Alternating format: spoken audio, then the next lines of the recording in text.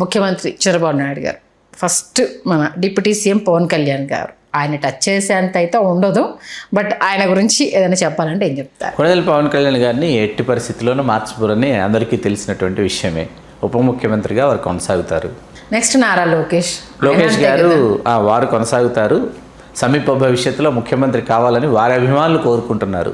Okay, అది next top మినిస్టర్స్లో top Kinjarapu Atchannaidu గారు పొల్లినాటి వెలమ సామాజిక వర్గానికి చెందినటువంటి వ్యక్తి కాబట్టి ఆ సామాజిక సమీకరణలలో భాగంగా వారిని మార్చరు. నెక్స్ట్ కొల్లు రవీంద్ర గారు మత్స్యకార సామాజిక వర్గం కాబట్టి కొల్లు రవీంద్ర గారిని మార్చరు.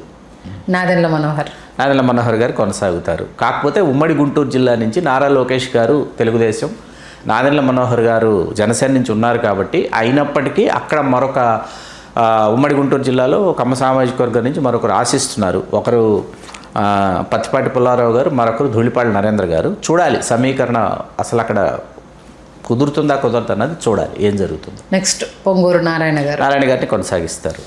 బల్లి సామాజిక రాయలసీమ, నెల్లూరు, ప్రకాశం జిల్లాలకు సంబంధించి బల్లి సామాజిక వర్గం నుంచి నారాయణ గారిని వారు కొనసాగిస్తారు, మార్చరు. ఆల్మోస్ట్ టాప్ 6 వరకు అయితే ఏ చేంజ్ ఉండవు, ఏ మార్పులు ఉండవు. హోమ్ మినిస్టర్ వంగల్పూడి అనిత గారిని ఖచ్చితంగా తప్పిస్తారని విశ్వసనీయ సమాచారం. తప్పించి అదే సామాజిక వర్గానికి చెందిన మరొక మహిళా నేతకి అవకాశం కల్పించనున్నారని తెలుస్తోంది. ఆవిడ తప్పించడానికి ప్రధాన కారణం అంటే పనితీరు పట్ల అధినేత అసంతృప్తిగా ఉన్నారన్నది విశ్వసనీయ సమాచారం. తంగిరాల సౌమ్య గారికి అవకాశం ఉండొచ్చు అని తెలుస్తోంది. సత్యకుమార్ యాదవ్ గారు కొనసాగుతారు. భాజపా నుంచి కాబట్టి సత్యకుమార్ యాదవ్ గారు కొనసాగుతారు. అంటే టచ్ చేయడానికి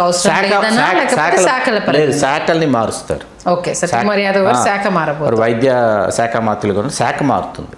ఓకే, డాక్టర్ నిమ్మల రామానాయుడు గారు కొనసాగుతారు. ఉమ్మడి పశ్చిమ గోదావరి జిల్లా నుంచి, పాలకొల్లు నుంచి హ్యాట్రిక్ సాధించినటువంటి కాపు సామాజిక వర్గానికి చెందినటువంటి నేత, వారిని కొనసాగిస్తారు.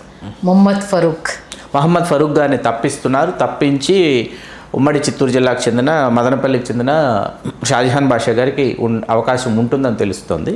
లేకపోతే ఎవరు అన్నది చూడాలి. గుంటూరు నుంచి కూడా చాలా లో ప్రొఫైల్లో ఎక్కడ కనిపించకుండా ఉందంటే మహమ్మద్ ఫరూక్ గారు. అవును, ఎన్ఎండి ఫరూక్ గారే. అందుకే పనితీరు పట్ల లోకేష్ గారి అసహనాన్ని, అసంతృప్తిని వ్యక్తపరుస్తున్నారని విశ్వసనీయ సమాచారం. తప్పించబోతున్నారు అన్నది మన దగ్గర ఉన్న సమాచారం. మరి మైనార్టీ వర్గంలో మళ్ళీ అంత ఉన్నారు. షాజహాన్ బాషా గారు ఆయన రెండోసారి శాసనసభ్యులు, మదనపల్లె తెలుగుదేశం. అట్లాగే గుంటూరు 1 మనకి గుంటూరులో కూడా ఉన్నారు ముస్లిం మైనార్టీ. కాబట్టి ఒకరికి ఖచ్చితంగా అవకాశం ఉంటుంది. ముస్లిం మైనార్టీ ఇప్పుడు మనం ధూళిపాటి నరేంద్ర గారిని, పత్తిపాటి పుల్లారావు గారిని ఉమ్మడి గుంటూరు జిల్లా నుంచి పక్కన పెట్టాలనుకున్నారనుకోండి, గుంటూరు 1 and 2లో ఒకరు ముస్లిం మైనార్టీ అనమాట. ఖచ్చితంగా వారికి అవకాశం ఉండేటటువంటి అవకాశం ఉంటుంది. నెక్స్ట్ ఆనం రామనారాయణ రెడ్డి గారిని తప్పించి వేమిరెడ్డి ప్రశాంత్ రెడ్డి గారికి ఇస్తారు అన్నది మన వద్ద ఉన్నటువంటి సమాచారం. మహిళా రెడ్డి అన్నది ప్రధానమైనటువంటి కారణం. అంటే ఏంటి, వైసీపీ నుంచి వాళ్ళు వచ్చారు, పెద్దపీట వేశారు, అయిపోయింది. 2 సంవత్సరాల కాలం పూర్తయింది కాబట్టి మరొకరికి అవకాశం ఇచ్చినట్టు ఉంటుంది అదే జిల్లా నుంచి అని చెప్పి, అదే సామాజిక వర్గం నుంచి అన్నది. కాబట్టి వేమిరెడ్డి ప్రశాంత్ రెడ్డి గారు వస్తారు హౌస్లోకి, అది క్యాబినెట్లోకి అన్నది ఇన్సైడ్ టాక్. మన ఆర్థిక మంత్రి పయ్యావుల కేశవ్ గారి స్థానే పరిటాల సునీత గారు వారు కృషి చేస్తున్నారు ఎట్టకేలకు మరొక రాష్ట్ర మంత్రిని కావడానికి. కాకపోతే పయ్యావుల కేశవ్ గారు తొలి నుంచి పార్టీ కష్టకాలంలో కూడా గెలిచి, పార్టీకి 2019లో కూడా గెలిచారు కాబట్టి పయ్యావుల కేశవ్ గారిని తప్పించకపోవచ్చు అనేది ఒక మాట. ఒకటే ఈ 13 నెంబర్ నుంచి చాలా మార్పులు చేర్పులు ఉంటాయనేసి అంటున్నారు. అవును. నెక్స్ట్ అనగాని సత్యప్రసాద్ గారిని కొనసాగిస్తారు, గౌడ సామాజిక వర్గం. అదే సామాజిక వర్గానికి చెందిన వాసంశెట్టి సుభాష్ గారిని తప్పించి గౌతి శిరీష్ గారికి కానీ, పితాని సత్యనారాయణ గారికి కానీ అవకాశం ఇస్తారు. అనగాని సత్యప్రసాద్ గారు రేపల్లి నుంచి వరుసగా 3వసారి ఆయన శాసనసభ్యులు. 14, 19, 24 వరుస ఎన్నికల్లో అనగాని సత్యప్రసాద్ గారు గెలిచారు. ఓకే, కొలుసు పార్థసారథి గారిని తప్పించి యాదవ సామాజిక వర్గం నుంచి పల్లా శ్రీనివాసరావు గారు ఉమ్మడి విశాఖ జిల్లా నుంచి, లేకపోతే పుట్టా సుధాకర్ యాదవ్ గారు, మొత్తం ఎంటైర్ ఉమ్మడి కడప జిల్లా నుంచి రెడ్డేతరులకు అవకాశం ఇవ్వాలి. దానిలో భాగంగానే మండిపల్లి రామప్రసాద్ రెడ్డి గారిని కూడా తప్పించి ఏకైక మంత్రిగా పుట్టా సుధాకర్ యాదవ్ గారికి అవకాశం కల్పించాలని అనుకుంటున్నారు. అది ఎంతవరకు సాధ్యమవుతుంది, మొన్న జరిగినటువంటి పుట్టా మహేష్ గారి సంఘటన అనంతరం అది ఏ విధంగా సాధ్యపడుతుంది అనేది చూడాలి సంధ్య గారు. విమర్శలు వెల్లువెత్తితే పార్థసారథి గారు వైకాపా నుంచి వచ్చారు కదా, వచ్చిన రెండు ఇప్పుడు అలా అనుకుంటే ఆనవ రామనారాయణ రెడ్డి గారు అదే అంటే వైసీపీకి సంబంధించి అటు నుంచి వచ్చిన వాళ్ళకు ఇద్దరికి 2 సంవత్సరాల ఇచ్చారు, 2 సంవత్సరాలు తప్పించేస్తున్నారు. ఎఫెక్ట్ అవ్వదంటారా? ఎందుకు అవుతుంది? 2 సంవత్సరాల కాలం వాళ్ళు చేశారు కదా మంత్రి పదవి. ఓకే, అలా అనుకుంటే మరి వైకాపా నుంచి వచ్చిన వేమిరెడ్డి ప్రశాంత్ రెడ్డి గారితో పాటు కోటంరెడ్డి శ్రీధర్ రెడ్డి గారు కూడా ఆశిస్తున్నారు. ఆయన అప్పుడు జగన్మోహన్ రెడ్డి గారి మీద అలిగిందే మంత్రి పదవి ఇవ్వలేదని, ఎలా ఏడ్చారో అలవలవలని మన అందరికీ తెలుసు. అయినా వేమిరెడ్డి ప్రశాంత్ రెడ్డి గారి వైపు చూస్తున్నారు అధిష్టానం. డాక్టర్ బాల ఆయన కొనసాగిస్తారు కొండపి ఎస్సీ రిజర్వ్డ్ నియోజకవర్గం. బాలవీరాంజనేయ స్వామి గారు ఆయన వరుసగా హ్యాట్రిక్ వీరుడు, ఆయన కూడా ఆయన కొనసాగిస్తున్నారు, ఆయన తప్పించడం లేదు. ఓకే, గొట్టిపాటి రవికుమార్ గారు కొనసాగిస్తున్నారు. ఏం మార్చట్లేదా? లేదు, మార్చట్లేదు. ఎక్కడ పెద్ద ప్రభావం చూపించట్లేదని అంటున్నారు, కొనసాగిస్తున్నారు. గొట్టిపాటి రవికుమార్ అంటే ఆ ప్రాంతానికి సంబంధించి ఒక బలమైనటువంటి కమ్మనేత అవసరం కాబట్టి గొట్టిపాటి రవికుమార్ గారు ఆయన హ్యాట్రిక్ వీరుడే, వారిని కొనసాగిస్తున్నారు. కందులు దుర్గేష్ గారిని జనసేన నుంచి తప్పిస్తే ఉమ్మడి పశ్చిమ గోదావరి జిల్లా నుంచి, ఉమ్మడి విశాఖ జిల్లా నుంచి జనసేనకు చెందిన పంచకల రమేష్ బాబు గారికి అవకాశం ఇవ్వాలి అనేటటువంటి అంశం ఒకటి తెర మీదకి వచ్చింది. చూడాలి ఏం జరుగుతుందో. తప్పించేటటువంటి అవకాశాలే బండారు సత్యానంద్ గారు ఏ ప్లేస్? అది అంబేద్కర్ కోనసీమ, ఉమ్మడి తూర్పుగోదావరి జిల్లాలోకి వస్తుంది. ఓకే, నెక్స్ట్ కందుల దుర్గేష్ గారి తర్వాత గుమ్మడి సంధ్యారాణి గారు కొనసాగిస్తారు, ఉంటారు.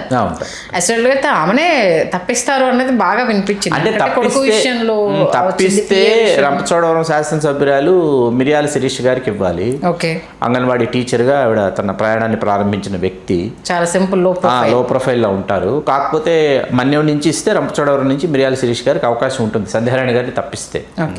బీసీ జనార్దన్ రెడ్డి కొనసాగిస్తారు, అసలు టచ్ చేయాలి, కొనసాగిస్తారు. ఓకే, కాకపోతే చాలా లో ప్రొఫైల్ ఇది కూడా బీసీ జనార్దన్ రెడ్డి గారిది.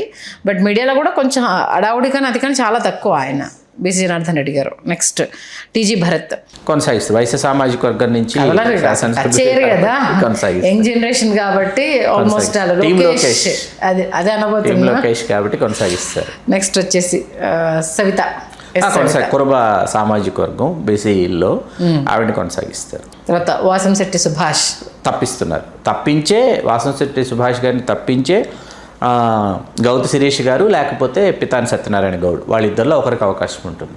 నెక్స్ట్ కొండపల్లి శ్రీనివాస్ కొనసాగిస్తారు. టీమ్ లోకేష్లో ముఖ్యమైనటువంటి ఉమ్మడి విజయనగరం నుంచి పాపం సుప్రీం సీనియర్ కిమిడి కళా వెంకటరావు గారు ఆయన ప్రయత్నాలు ఆయన చేస్తున్నప్పటికీ ఆయనని మరొక ముఖ్యమైన కీలకమైనటువంటి మరొక పదవికి చంద్రబాబు నాయుడు గారు ఎంపిక చేయబోతున్నారని మన వద్ద విశ్వసనీయ సమాచారం ఉంది. దాని గురించి మరొక విశ్లేషణ కొనసాగింపుగా చేద్దాం. కొండపల్లి శ్రీనివాస్ గారిని అయితే కొనసాగిస్తున్నారు, మండపల్లి రామప్రసాద్ గారు తప్పించి ఉమ్మడి చిత్తూరు జిల్లాలో నల్లారి కిషోర్ కుమార్ రెడ్డి గారికి అవకాశం ఇస్తున్నారు. ఓకే, మన కిరణ్ కుమార్ గారి సోదరుడు, ఆయనకు అవకాశం ఇస్తున్నారు. నెక్స్ట్ అంటే ఆల్మోస్ట్ 25 కదా క్యాబినెట్లో తీసుకోవాల్సింది, ఒకటి ఖాళీగా ఉంది. ఆ ఒక్క ప్లేస్ ఎవరిని వరించబోతుంది ఫస్ట్? అది మనం దాన్ని బండారు సత్యానందరావు గారు అంటే అంబేద్కర్ కోనసీమ జిల్లా నుంచి అయితే బండారు సత్యానందరావు గారు. ఓకే, కాబట్టి బండారు సత్యానందరావు గారికి అవకాశం ఉంటుంది అని అనుకుంటున్నాము సంధ్య గారు మనం. ఓకే, అంటే రావాలి అనుకుంటే ఒక్క ప్లేస్ కి అంబేద్కర్ కోనసీమ వాసంశెట్టి సుభాష్ కూడా అంబేద్కర్ కోనసీమ జిల్లా వాసే రామచంద్రపురం. వాసంశెట్టి సుభాష్ గారిని తప్పిస్తారు కాబట్టి తప్పించిన తర్వాత ఏమవుతుంది, ఆ జిల్లాలో మరొక సామాజిక వర్గానికి ఇవ్వాలంటే ప్రధానమైనటువంటి సామాజిక వర్గం ఆ 7 అమలాపురం షెడ్యూల్ కులాలకు రిజర్వ్ చేయబడిన లోక్సభ నియోజకవర్గ పరిధిలో 7 శాసనసభ నియోజకవర్గాలు అంబేద్కర్ కోనసీమ జిల్లాలో ఉంటే 7 వెనుకబడిన తరగతుల నుంచి వాసంశెట్టి సుభాష్ గారిని తొలగిస్తే అదే సామాజిక వర్గానికి చెందిన గౌతు శిరీష్ గారు కానీ పితాని సత్యనారాయణ గౌడ్ గారు కానీ వస్తారు. మరి 7 అంబేద్కర్ కోనసీమ జిల్లాకు సంబంధించిన 7 నియోజకవర్గాలకి ఒక మంత్రి పదవి ఇవ్వాలి కదా అని అనుకుంటే ఏకైక కాపు బండారు సత్యానందరావు గారు కాబట్టి బండారు సత్యానందరావు గారికి అవకాశం వస్తుందని మనం భావిస్తున్నాం సంధ్య గారు. మొత్తానికైతే కొత్త పాత కలయికలతోటి మరొక మారు అంటే 2 సంవత్సరాలు కంప్లీట్ చేసుకొని 3rd ఇయర్కి వెళ్ళిపోయినప్పుడు చాలా మార్పులు చాలా మార్పులు అంటే అది ఆరోగ్యకరమైనటువంటి మార్పులే. కొన్ని సామాజిక వర్గాలకు అవకాశం వస్తుంది. ఇప్పుడు మనం ఉమ్మడి శ్రీకాకుళం జిల్లా నుంచి ఒకటే అంటే మనం ముగ్గురిని మన వైపు నుంచి ముగ్గురు గురించి మనం విశ్లేషణ చేశాం గతంలో. ఒకటి కాళింగ సామాజిక వర్గానికి ఇవ్వమని చెప్పాం. కాళింగ సామాజిక వర్గానికి ఇస్తే బెందాళ అశోక్ గారికి అవకాశం ఇవ్వమన్నాం. ఆయన వరుసగా పున్న రవికుమార్ గారు కాకుండా 2 పోటీ పడుతుంటే బెందాళ అశోక్ గారికి ఇవ్వమన్నాం. అట్లాగే ఉమ్మడి విశాఖ జిల్లాకు వచ్చేటప్పటికి మనం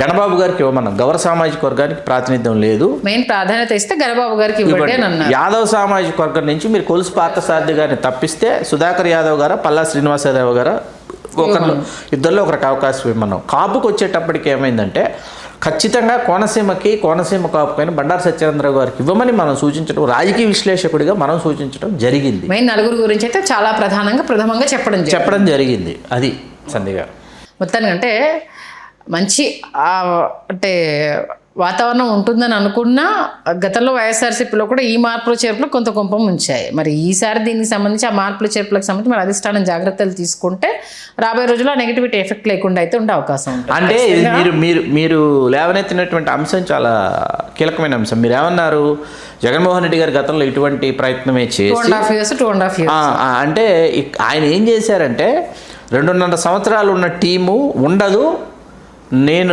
మినహాయిస్తే 2.5 సంవత్సరాలు సరికొత్త టీం ఉంటుంది అని అన్నారు. అది ఆచరణలో ఎవరూ దానిని అది సాధ్యపడదు. అది అంటే కంప్లీట్ చేంజ్ ఓవర్ చేసి అది వేరు. మిగతా వాళ్ళందరూ కొందరిని అట్టి పెట్టుకొని కొందరిని చేంజ్ చేయడం అనేది 14 మందినే ఆయన 14 మందిని కొనసాగిస్తూ మిగతా వాళ్ళని మార్చేటప్పటికి ఆ 14 మంది అంత బాహుబలులా అంత హెవీ వెయిట్స్ అని చెప్పేసి మిగతా వాళ్ళకి చాలా కోపం వచ్చింది. మీకు ఇక్కడ ఒక విషయం చెప్పి మనం ముగిద్దాం. కోటరెడ్డి శ్రీధర్రెడ్డి గారు నేను అంటే దానికి అర్హున్నే కదా, నన్ను ఎందుకు పరిగణలోనికి తీసుకోలేదు, ఇంతమందిని తీసిన దగ్గర ఒకరిని తీసేసి నన్ను ఆ ప్లేస్లో పెట్టేసి ఉంటే అయిపోయేది కదా. నాకు మీరు కోటరెడ్డి శ్రీధర్ రెడ్డి గారి పేరు మీరు ప్రస్తావించినప్పుడల్లా ఆయన ఆఫీస్ రూమ్లో కూర్చుని ఏడ్చిన దృశ్యమే గుర్తు వస్తుంది నాకు. అంత బాధపడ్డారు కదా సీరియస్లీ. అంజయ్ గారి మంత్రివర్గాన్ని గతంలో మరీ మనం ఎక్కడికో వెళ్ళిపోతున్నాం అనుకుంటే 1980లో అంజయ్ గారి మంత్రివర్గంలో 70 మంది పైచిలకు మంత్రులు. ఎంతమంది? 70 జంబోజెట్ మంత్రి మండలి అనేవారు. అన్ని వర్గాల వాళ్ళకి పాపం మంత్రి పదవులు ఇచ్చారు. 70 మంది ఎవరో వెళ్ళి ఏదో మాట్లాడబోతుంటే సారీ నాయన, ఈసారి నీకు నా మంత్రివర్గంలో అవకాశం ఇవ్వలేకపోయాను, తర్వాత ఎప్పుడైనా వీలైనప్పుడు ఇస్తాంటే అదేంటి సార్, నేను మీ పలానా శాఖకు పలానా మంత్రిని సార్, మీ మంత్రి మీరు ఆయనే గుర్తుపెట్టుకోలేకపోయారు. అటువంటి అంటే ఇప్పుడు ఉమ్మడి ఆంధ్రప్రదేశ్ కదా, ఉమ్మడి ఆంధ్రప్రదేశ్ అయినా 45-46తో చెయ్యొచ్చు. పాపం 70 మంది అనేటప్పటికీ ఆయన ఎంతమందిని ఆయన గుర్తు పెట్టుకుంటారు. మీకు సరే ఇది మనం అనొచ్చో అనకూడదో తెలియదు కానీ నాదెండ్ల భాస్కర్రావు గారిని ఒకసారి ఇంటర్వ్యూ చేయడానికి వెళ్ళినప్పుడు నాదెండ్ల భాస్కర్రావు గారు 294 మంది పేర్లు చెప్పమంటే ఎన్టీ రామారావు గారు చెప్పలేకపోయేవారు. మన అభ్యర్థుల పేర్లు, తెలుగుదేశం పార్టీ అభ్యర్థుల పేర్లు అనేవారు. సరే ఇప్పుడు ఇవన్నీ మనం హాస్యోక్తులకి చిలోక్తులకి సమయం కాదు కాబట్టి అది మళ్ళీ 234 మంది అభ్యర్థులు ఎవరు డిఎంకే అభ్యర్థులు అంటే టాప్ 1 to టాప్ 234 చెప్పగలిగినటువంటి ఏకైక ముఖ్యమంత్రి కరుణానిధి గారు. ఓకే 234 చివరి నుంచి ముందుకు చెప్పమన్నా, ముందు నుంచి చివరికి చెప్పమన్నా ఆయన చెప్పేసేవారు అనమాట.